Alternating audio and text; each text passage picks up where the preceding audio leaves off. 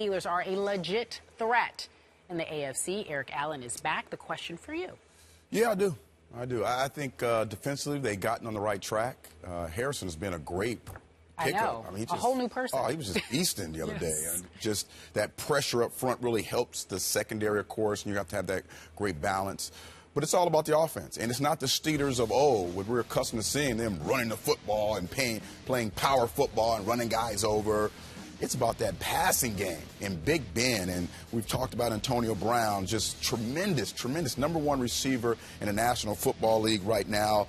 And then Martavis Bryant stepped up, and you have other guys who are fulfilling their roles. But as long as you have a guy like Big Ben, who we all have so much respect for, his toughness, his ability to – the pump fake is really a big part of his game plan because he has such big hands. He's able to get that ball out in front of his face. So if you're a defensive back, no matter how good or bad you are, once you see that ball cross the face mask, you're prone to try and jump the route. All of a sudden, that guy's not there. Big Ben's ability to pull that ball back, make a play outside the pocket is amazing. This team is really legit. At the beginning of the year, I thought they were really going to struggle at this point. But at the halfway point, most of the time, you are who you are. Okay, and if you're a pretty good football team able to win games in the end, it becomes about matchups. Wow. And I'm not sure if anyone they face on their football team the rest of the way has enough corners on their schedule to match up with all these great guys. And then Le'Veon Bell is also a tremendous threat. He can catch the ball at the backfield and go, too. Crazy moves. So I think this football team is legit and for real. They're right behind the Broncos and the Patriots. Stephen A. Eric Allen says you are who you are midseason and that they are a legit threat in the AFC. Your take? I respectfully disagree. And I'm a diehard Steelers fan, as Skip Bayless knows better than anybody. Before I go say what I'm going to say, I want to give major props to Le'Veon Bell. We all know what situation he got himself in. Skip Bayless at the beginning of this season with him and LeGarrette Blount traveling to a preseason game in Philadelphia. He came on my radio show on Sirius XM Mad Dog Sports Radio just last week, and he did an outstanding job. I wanted to give him props for that. Having said all of that, let me be very, very clear. I don't believe in this Steelers team because I don't believe in their defense. This offense is big time. It can throw punches with anybody. Big Ben, as far as I'm concerned, is cementing his status as a future Hall of Famer.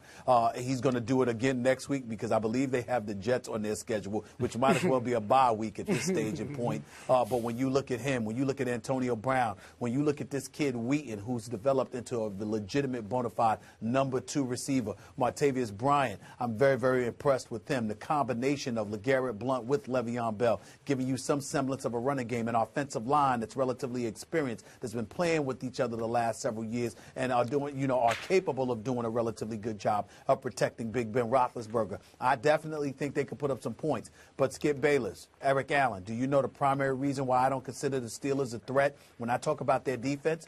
Because right around this time last year, they had started out 0-4.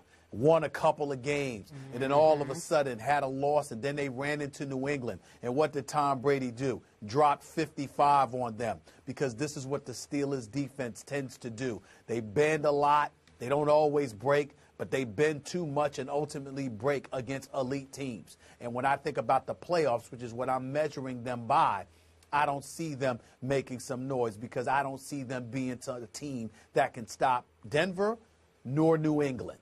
Could they give Cincinnati some trouble? Yes. They clearly could give Baltimore some trouble. Absolutely. San Diego, we find out that even though their defense is formidable, they're relatively fluky because of what am I supposed to think about you when you lose 37-0 to Miami? No matter how good Miami is, they ain't 37 points better than you. That's just embarrassing, okay?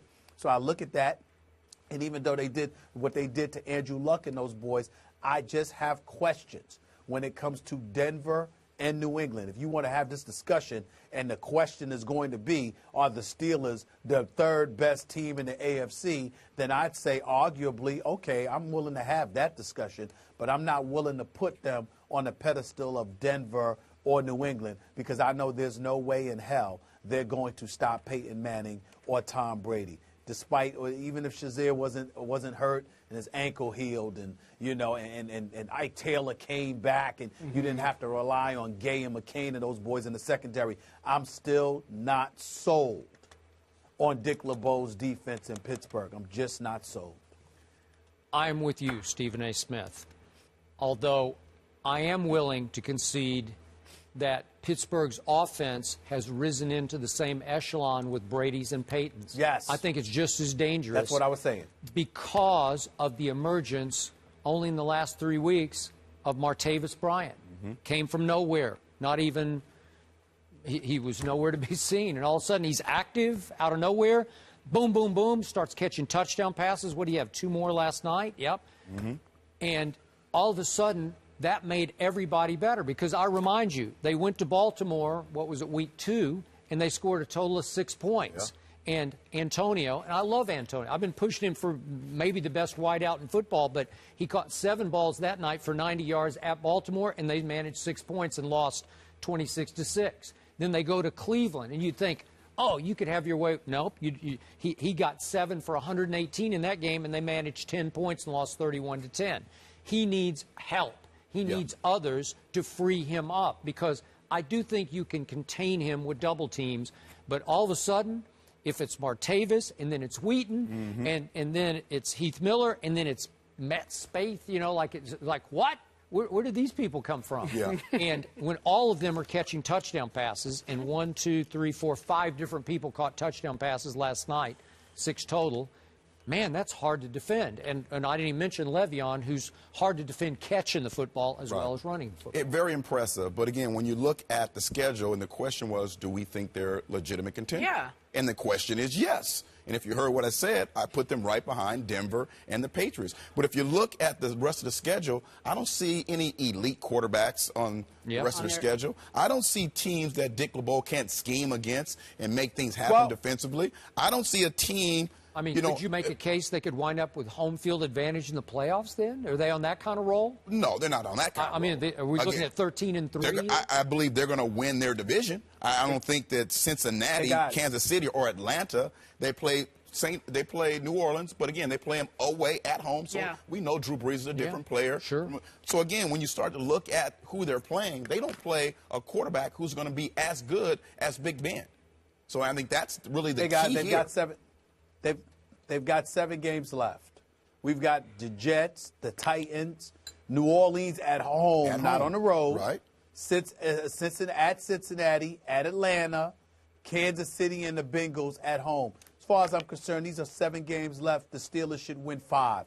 You're talking about an 11-5 record. I see New England winning 12. I see Denver winning at least 12. And the question is, again, when we're talking about the Steelers being a legit contender, well, what's your definition of that? To me, if you're talking about making the playoffs, sure. If you're talking about being one of the top 3 teams in the AFC, sure. If you're talking about whether or not they have a real big-time legitimate shot of beating New England or Denver, I don't believe in this defense. I totally believe in this offense. I do not believe in this defense, particularly this secondary. That is my problem with the Pittsburgh Steelers, and that's why I don't consider them a legitimate threat. They're a playoff caliber team, and I'm proud of Mike Tomlin, but they are not a legitimate threat as long as that defense is allergic to anything resembling the Steel Curtain, especially even last night when they honored Mean Joe Green. Yep.